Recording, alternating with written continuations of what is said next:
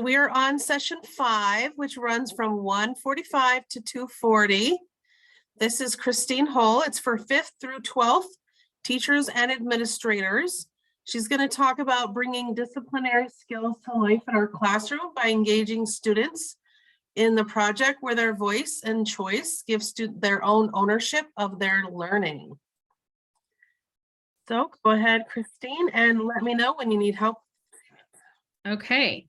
Emily is going to be my Vanna today a little bit, because for some reason, when I share screen, I can't see the chat, and I'm going to ask you guys to help me out by either feeling free to unmute or sharing in the chat, and Emily will share out loud. So hi, everybody. I'm Christine Hull. I'm going to introduce myself a little bit more in just a second. But we're going to be talking about student-led,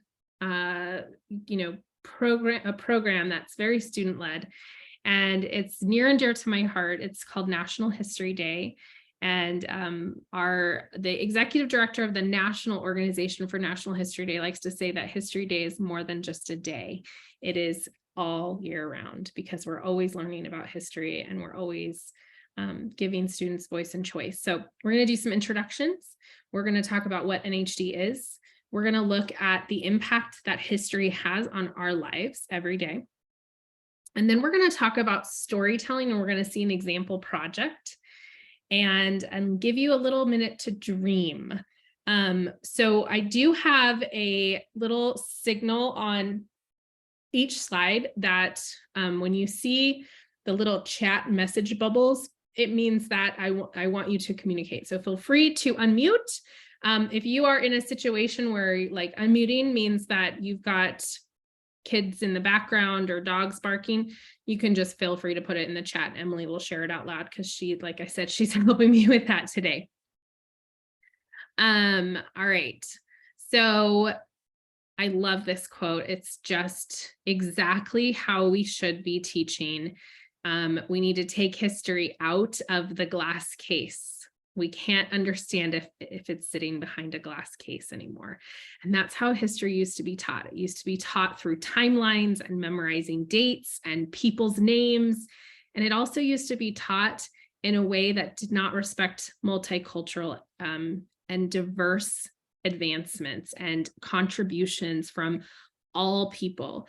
And so we want to take it out and give students the opportunity to explore history in a way that makes sense for them, in a way that engages them and excites them.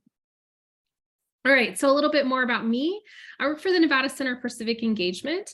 I've been an educator for 20 years, and I'm currently the program director for the Nevada Center for Civic Engagement. We do history and civics education statewide, K-12, History Day, Project Citizen, and We the People. You may have heard of We the People. Those are our programs. We house those programs, but we do so much more than that. Like I said, all of those culminate in a day of a contest, but we do more than that. And my favorite part of my job is getting to help teachers. So we do have professional development year-round. We offer summer institutes and all kinds of things. And when I'm not doing that work, I am mom to these 3 beautiful humans. I am married to my amazing husband, and we have 2 dogs who keep me on my toes and very busy. My daughter is a competitive volleyball player, my oldest. My youngest has just started her career in competitive hockey. And my son is my computer genius, and will probably I would say take over a company, but that seems to be a bad thing right now, because geniuses taking over companies might not be the best example. In my spare time, I love to do home improvement projects and garden. All right. So I'd love to know, and again, feel free to unmute if you don't want to chat. Otherwise, Emily will help share. But where in Nevada are you from? What grade do you teach? What is your favorite era of history? And have you ever heard of History Day? I know that's a lot of questions. So where are you from? What grade do you teach? What's your favorite era of history? And have you ever heard of National History Day? We have Becca from CCSD, and she has never heard of History Day. All right. Debbie from teaching 4th grade, Las Vegas, never heard of History Day. Lisbeth, Las Vegas, teaches 9th through 12th, World War II, and no, she has not heard of it.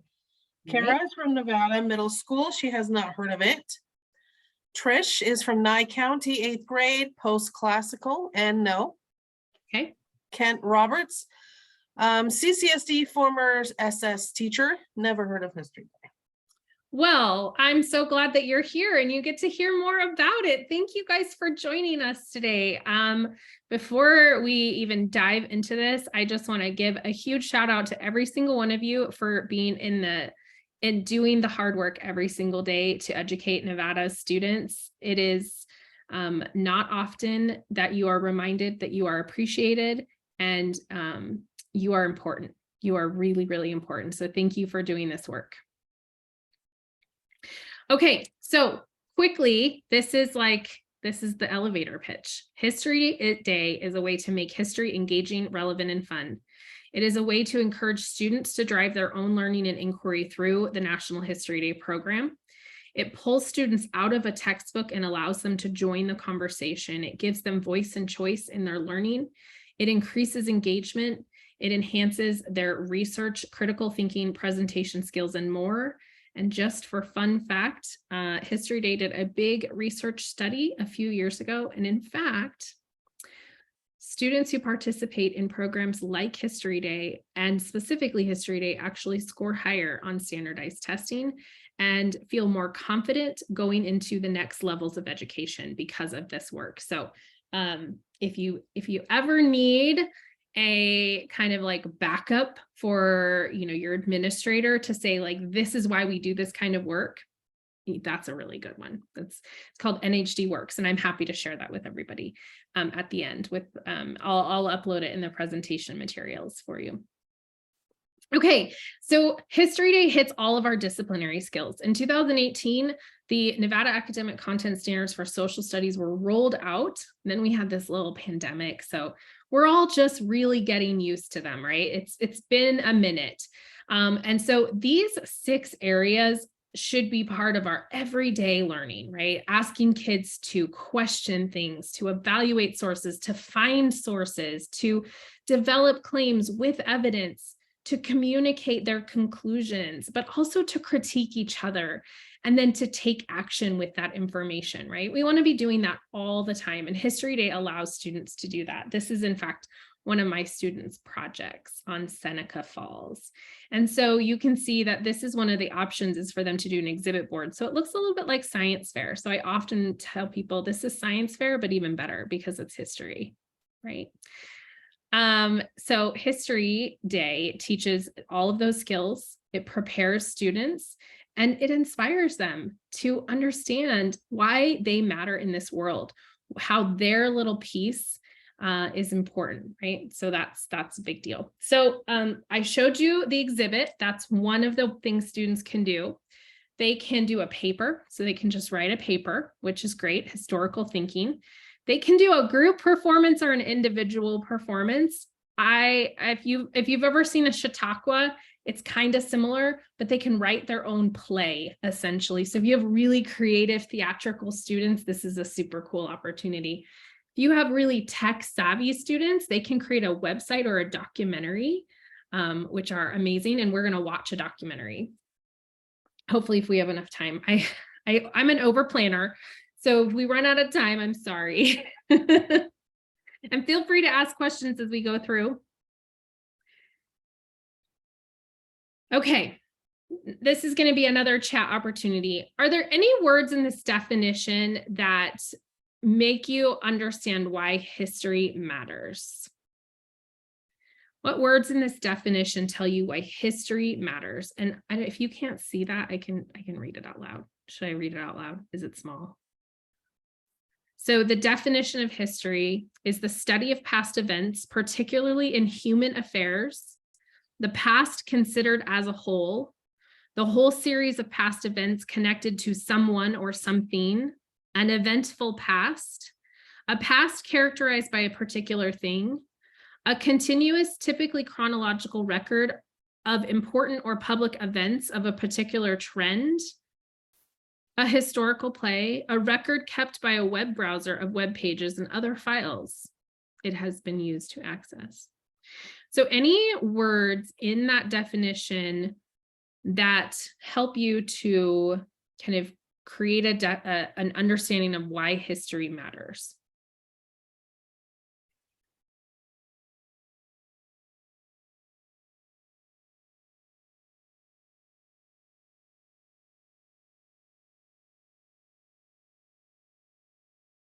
Okay, Christine, you can't see, but I'll read some of the words. Yeah, thank you.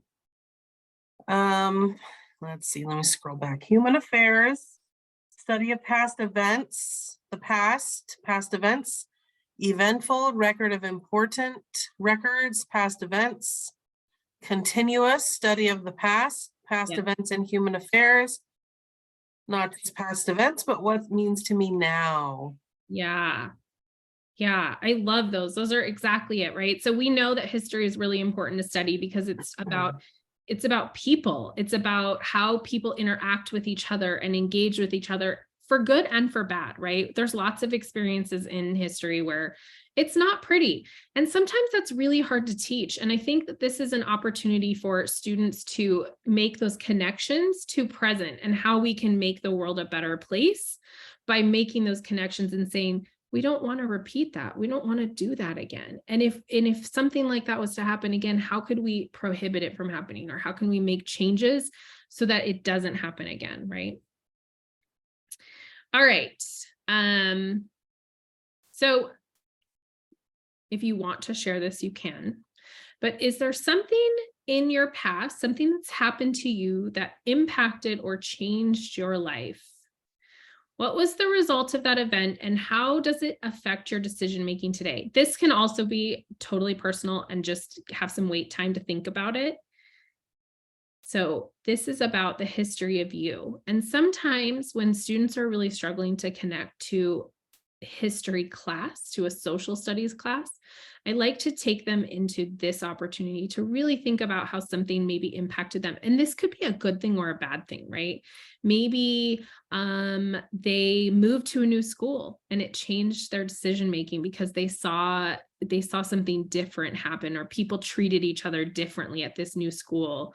Or maybe they had a really great neighbor who gave their family something that they really needed at a rough time, and it changed the way that they see the way that neighbors interact with each other, right? So this is a way to connect with them. And if you want to share in the chat, you totally can, but this can also sometimes this is super personal, so I don't expect that. I don't know, Emily, I literally can't even see the like number now pulling up on the chat, so I have no idea.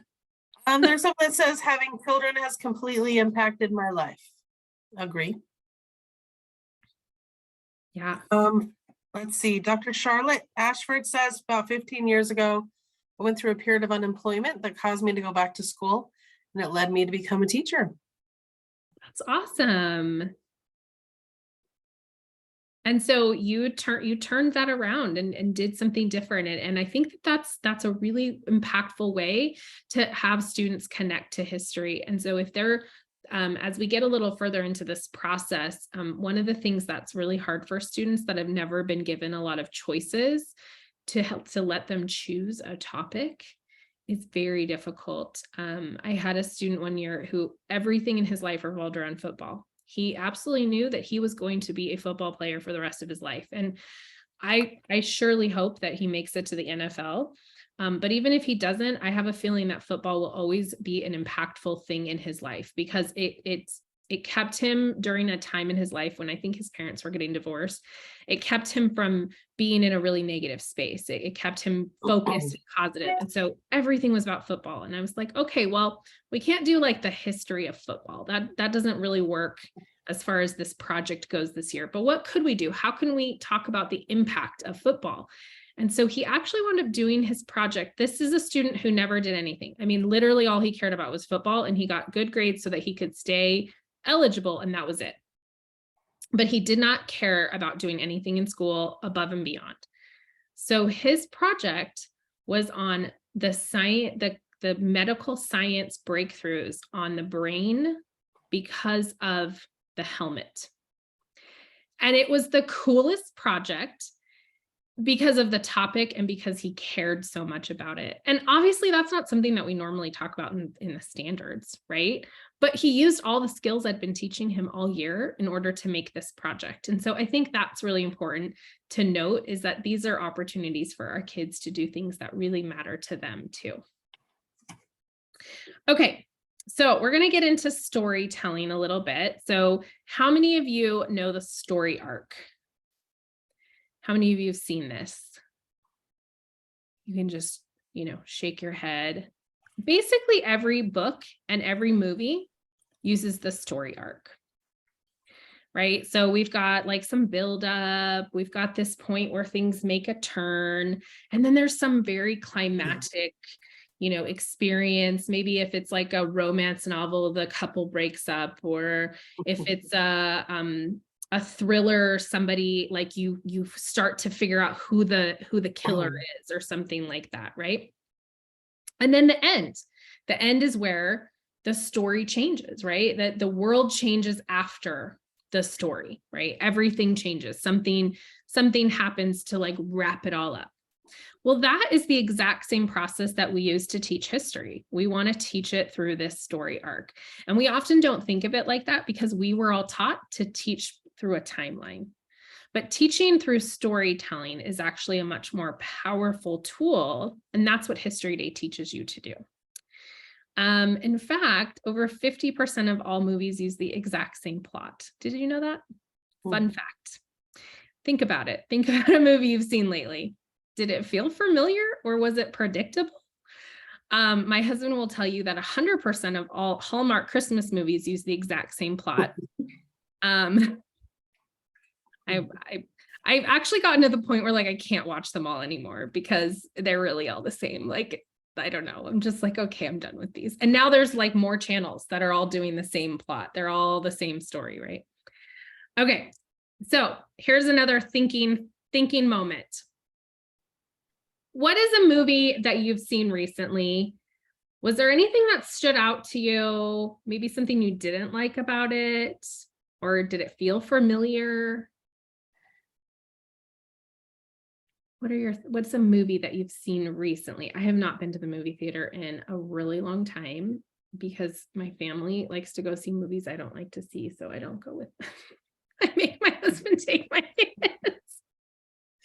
I'm not a big Marvel fan. I don't know why, but it's like their thing with him. So I let them go and I'm like, it's fine. You guys can go watch them. I'll read a book. Debbie has said Black Adam is like a typical hero kind of. It follows the hero's journey. The story arc of the hero's journey. Sarah said Bros. I have not seen that one. What is that one? Look, I'm so out of it. I'll have to look that one up. Did that have a familiar story too? I am not sure about that. Yeah, Dr. Charlotte Ashford says Wakanda Forever. She was curious about how the story would unfold since the death of Chadwick. Yeah, that was interesting. Yeah, and I think that one is probably one that would not follow necessarily the story arc because he passed away before they could create it. So I know that one had to deviate from it. And I think, what's interesting is that is probably part of why it's been such a successful movie, because it was surprising, because it was different, right? My kids came home from that and my son said it was the best movie he'd ever seen. And I have to wonder if it had anything to do potentially with the fact that it was a little different, right? Sometimes that's kind of nice. All right, some facts about storytelling and why you should teach from a storytelling perspective rather than a timeline perspective. A good story causes your brain to release a chemical that makes you more empathetic. So stories use sensory details engage more parts of the brain than facts. So this is about the whole child, right? Teaching the whole child and teaching their whole idea. So this is what doing History Day can teach us. They can activate a fight or flight response. So it actually gets them physically involved in the conversation. Hi, Dave. Dave's joining us, which means good things. He might be picking a raffle winner. You're right. Everybody look pretty. Christine. You never know. Put out the good vibes. And here's an interesting thing. So I wish that all of those political advertisements that we all had to endure the last forever understood this fact. Storytelling may be the only way to change somebody's mind. So if you want to convince somebody of something, you should actually tell them a story instead of talk badly about their other opponent. Just saying, just putting it out there. Couple more facts. Reading fiction actually makes you a better person. It makes you able to understand and empathize. We spend about half of our waking hours daydreaming, but when we're engaged in a good story, we pay attention. So how many of your students lose track of what they're doing and sort of daydream? But if you teach from a storytelling perspective, Debbie's raising her hand, she's like, yes, they do. Or they get distracted by their phone, or they get distracted by something else, or they're wondering who's walking in the door, right? So if you're teaching from a storytelling perspective, not only will they be more prepared to do this project because they will be used to stories, but they will pay better attention to you. All right. And so, like I said, teaching history is similar. We're helping students to visualize the narrative of the past. And oftentimes our books don't do a good job of that. And I'm sure that if you do have a textbook in your class, it is not new and it does not teach from diverse perspectives. Because we just really haven't invested in that in this state. And that's okay, because I think there are a lot of really creative ways that we can teach without textbooks. In fact, I think spending money on textbooks it's a hard sell for me, to be honest, because they're outdated so quickly. I think it's better to come from a storytelling perspective. Okay, so we're gonna watch, let's see if this works from here. No, it doesn't. Okay, I'm gonna have to exit out. Okay, give me 1 second. We're gonna watch a History Day project, and we're gonna talk about the story.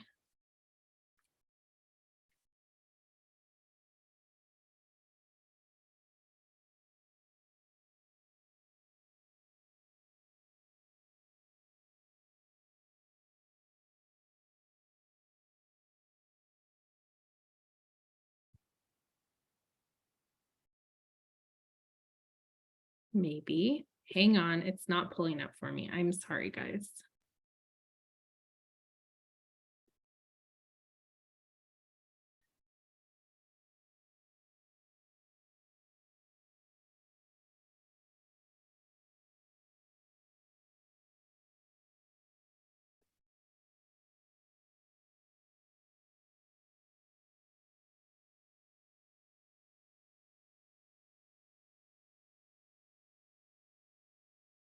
There we go.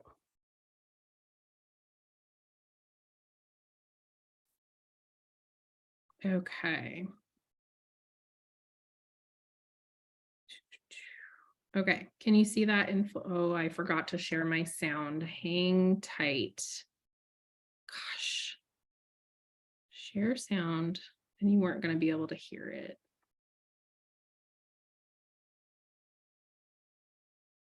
Okay.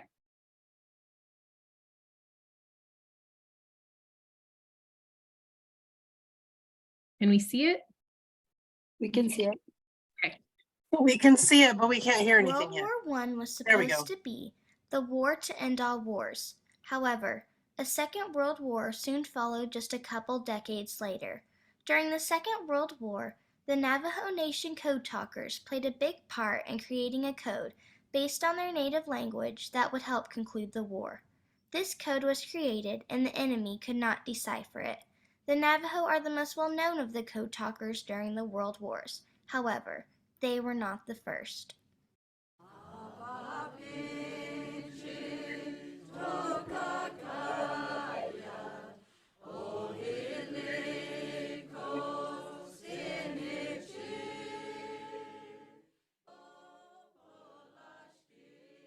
The Choctaw Nation was forced to move to Indian Territory in the early 1830s. On May 28, 1830, President Andrew Jackson signed into effect the Indian Removal Act. This law would provide for an exchange of lands with the Indians residing in any of the states or territories and for their removal west of the river Mississippi.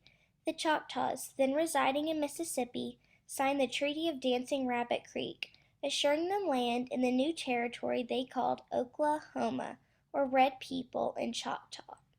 The Choctaws were the first of the 5 civilized tribes to move west. The Choctaw people began the forced migration in the winter of 1830. This journey covered over 2,000 miles. Over 4,000 natives died during the horrific trip called the Trail of Tears to a new land that they were forced to call home. Even after having to move from their homeland, when the Choctaws finally got settled, many of the Choctaw children were placed in boarding schools. The purpose of these schools was to sophisticate the children. Many got in trouble at school for speaking their native language. That schools themselves thought it was best to literally punish out of them. This tragedy was the gateway to the finding of the Choctaw language that was later one of the greatest triumphs for the Allied powers to win World War I in forcing the Germans to surrender. The United States' involvement in the war wouldn't come until 1917.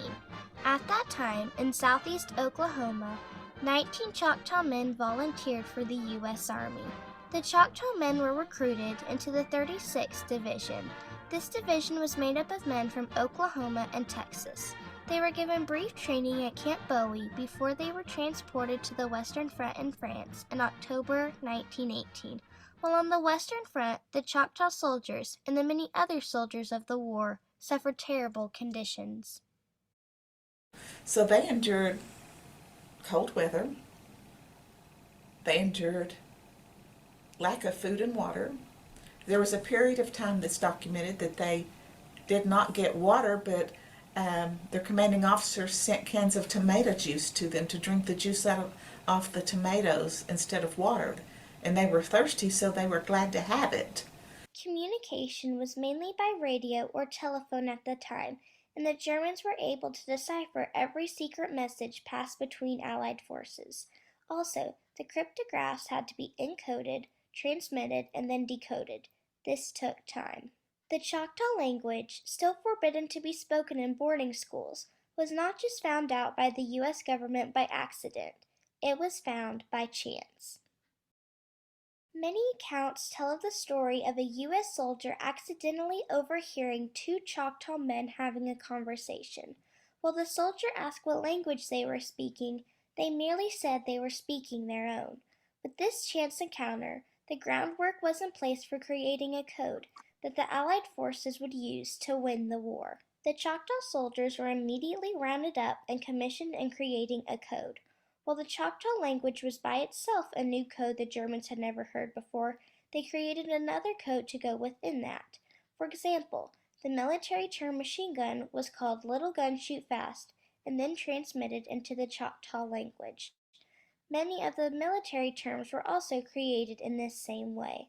The plan was put to the test on the night of October 26th. The Choctaws were used to orchestrate the removal of 2 companies of the 2nd Battalion from Chauvelin to Chardonnay. The strategy worked without a hitch. 2 days later, at the Battle of Forest Farm, a battle that fortified the position of the Germans, the Choctaw Code was put into full use. The Germans were caught by surprise and at a loss as to what was going on, wrote Lieutenant Colonel Hawley at the time. This worked beautifully. The enemy couldn't understand it. The messages were sent back and forth. Our troops were able to move forward, and the tide of war began to change. According to Colonel A.W. Bloor, the tide of the battle turned within 24 hours, and within 72 hours, the Allies were on full attack. According to a story told to his family, code talker Albert Billy recounted a time during the battle that German officers were captured and a general among them asked one question: what nationality was on the phones that night? Only Americans were on the phones that night was the answer. The new system for relaying messages was quick and effective, but mainly it was unbreakable. The transmission of information was not based on a European language or on a mathematical progression. Therefore, the Germans were unable to understand any of the transmissions. The momentum was now in the Allies' favor, and the war ended within a month.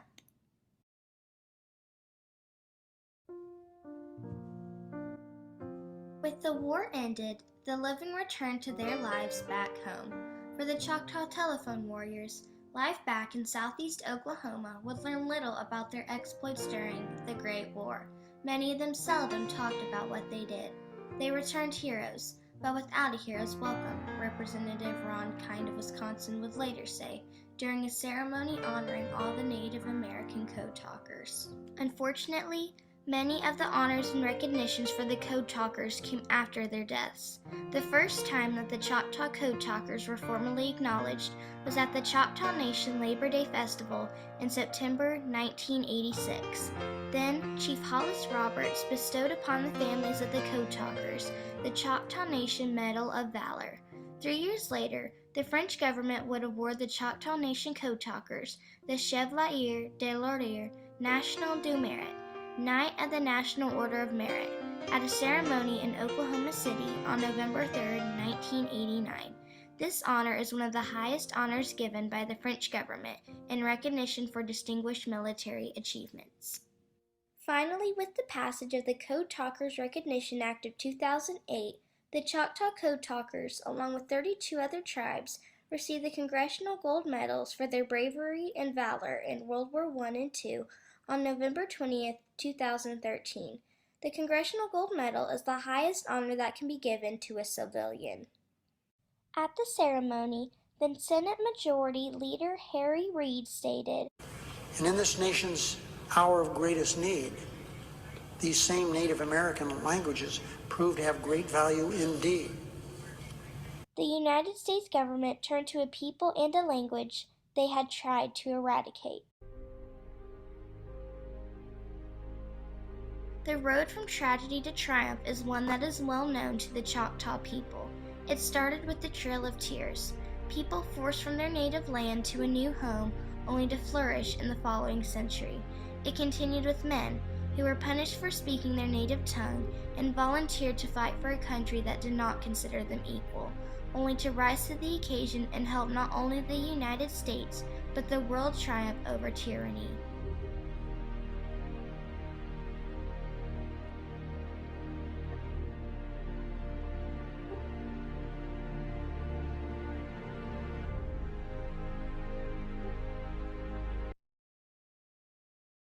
Okay. That was middle school students, by the way. Pretty incredible, right? So that was the national, like, not to scare you, that was the national award winner. So there's plenty of opportunities for kids to edit and revise throughout the process. There should be like a school-wide kind of showcase or contest, and then there's a state contest, and then we work between the state and the national to get them to documentary Ken Burns style.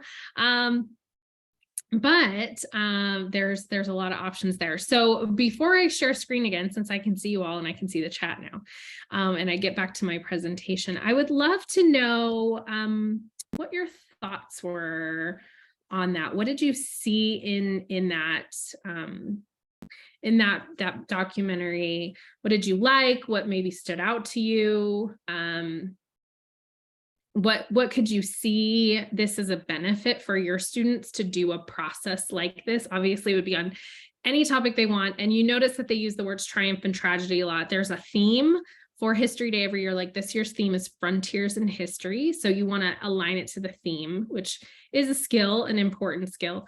So I'd love to hear what your thoughts are on seeing something like that. And if you see something valuable for your students in that process. That the student will never forget this, right? And that they've not only gone deep in history, but that they'll never forget anything about it, right? That's really important. Thanks, Debbie.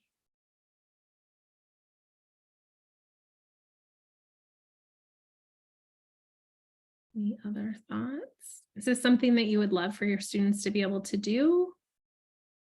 You're welcome to unmute and just talk. You don't have to share it in the chat if you don't want. Okay, please don't judge me.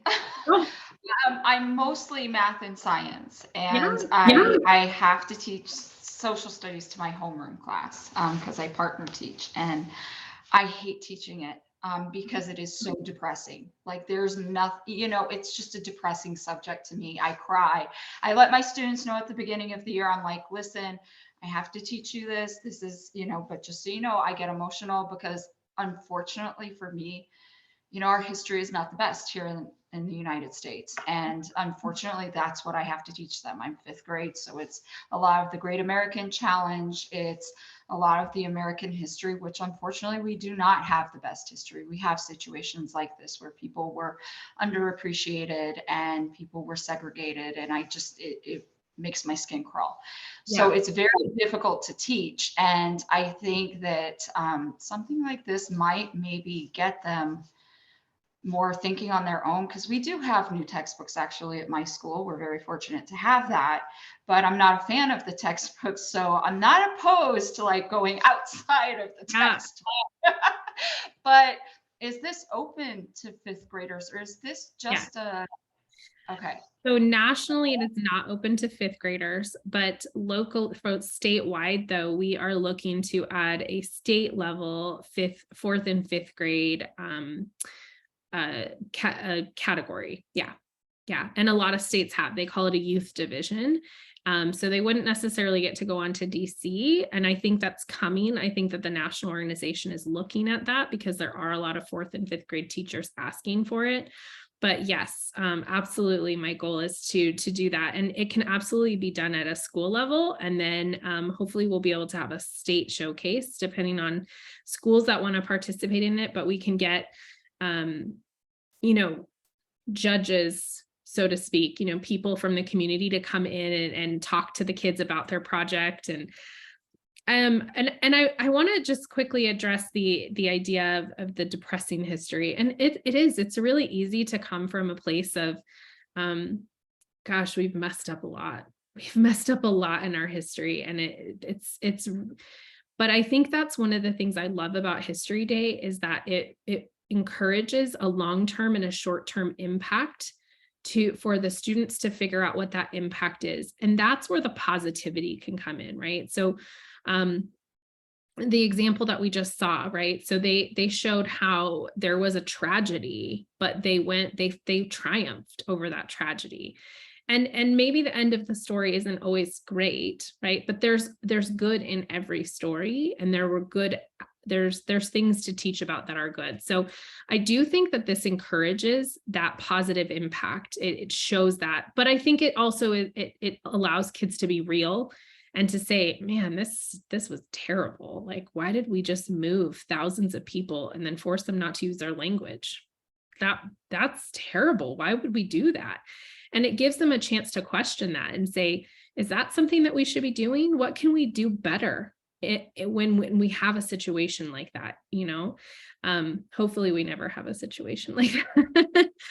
Debbie, I would love to include 4th graders. Yes. So definitely get in touch with me about that. I know we're getting close on time. So let me get back to a couple of more things, and then I'm super happy to chat more about this. Okay. Other things that you may have seen in that. So just think about this maybe. They have to write a process paper. So they have to write about their process. They have to write a really short paper. It's about 3 to 4 paragraphs about the process in which they went through. Obviously in the 4th and 5th grade and maybe even 6th grade, we're not looking for a college level paper. It's literally I did this, and then I went here, and first I started at Google, and then I went to a library and I did this, right? It also really encourages multiple perspectives. We're using research, we're analyzing sources, we're definitely encouraging primary sources. You saw a lot of primary sources in that video, and then it connects to a theme. So the steps of a History Day project are to research, selecting a topic, connection to the theme, Deciding on your group size. I never allowed huge groups, like 4 is max. I preferred partners because then the work could be split up. And, be thoughtful about that. It's about researching those primary and secondary sources.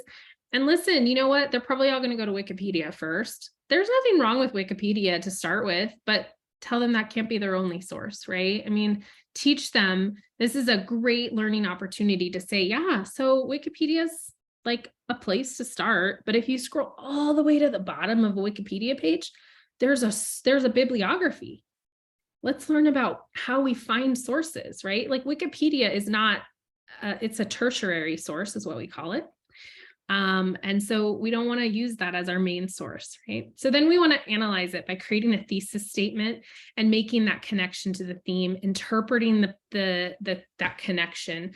So like those students were able to say that there was a tragedy, but they used their tragedy to triumph and to show the rest of the world that their language mattered, that their culture mattered, and that they were valuable people in our country, right? That's the triumph that they experienced. And then they learn presentation skills. They have to discuss it with a group. They have to create a format in which it makes sense for them to present. So they can pick a website, like I said, they can pick a documentary, they can write a play, they can do a paper. I wouldn't say that I would encourage 4th and 5th graders to do a paper. We'll probably stick to like maybe exhibits and websites, but we can all talk about that. If you are really interested in doing this and you're in the 4th and 5th grade, let's chat for sure. Like I said, group size, most commonly people limit it to 2 or 3. I would say no more than 4. They do allow 5, but I don't know about you guys, but 5 people in a group is just, it's a mess. Yeah. And then as a teacher, you can set additional guidelines. You can say, we're all going to do exhibit boards. It's totally fine. I had a teacher one time in my building who said, we're all going to do websites. And he happened to have a laptop cart that he'd had donated through like a donor's choose thing. And so he was able to do that. So yeah, you can create all of your own guidelines. These are our History Day students with Harry Reid when we went to National History Day one year. They got to meet him shortly before he retired, which is pretty cool. Funny, he wound up in that video. I forgot he was in that video. I haven't seen that one in a while. Okay, so then you get to give students some voice and choice in picking the story that is really relatable to them. And that's one of the things I love about this most, is that it gives them that opportunity to explore something that they're really interested in. And like Debbie, I think you mentioned you're a 4th grade teacher, so you can absolutely like limit it to being a Nevada history story. It doesn't have to be a national story. Or if you teach world history, you can definitely limit it to a story about the world.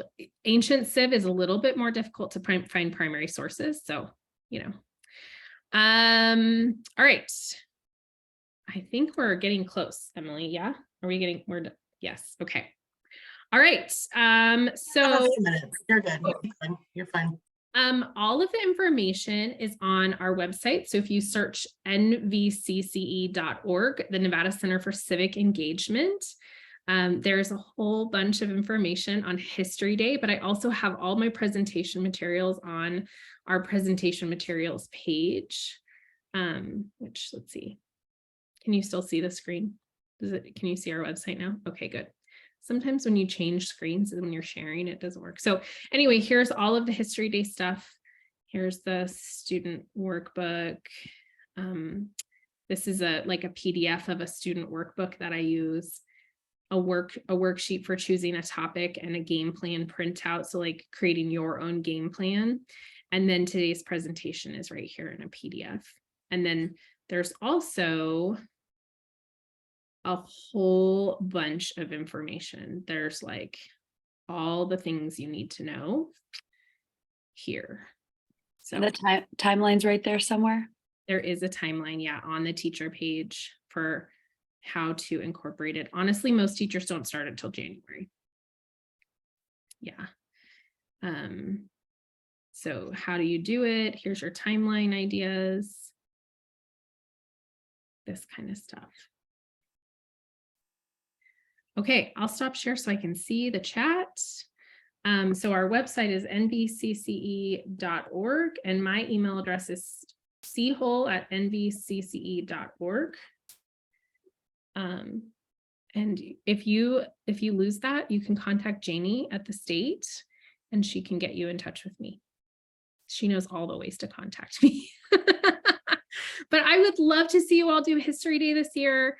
I think giving students agency with voice and choice is one of the best ways to not only engage them in school, but also to remind them that they matter. And I think that reminding you all that you matter and reminding our students that they matter after especially the last couple of years has been pretty rough. I think it's a great way to do that and to bring some fun into your class. So if you ever need anything or you're interested and you want to learn more, please feel free to reach out and I'm happy to set up a time to chat with you. I know most of you are in Southern Nevada and we do have some teachers who have done History Day in their class. So we can even schedule a time for you to meet them in person and they can help you plan, but I'm also happy to Zoom with you or talk to you on the phone. Like I said, this is my little baby and I love History Day and I think it's such a great project for kids. So any other questions? Otherwise, I think Emily is going to give you guys your wrap up stuff. And I just want to say again, thank you so much for being here today.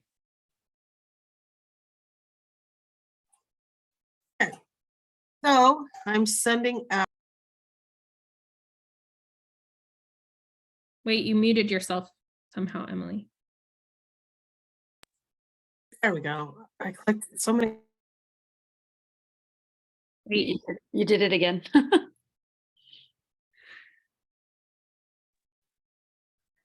Something is wrong with my computer. I think it's done with being on so much.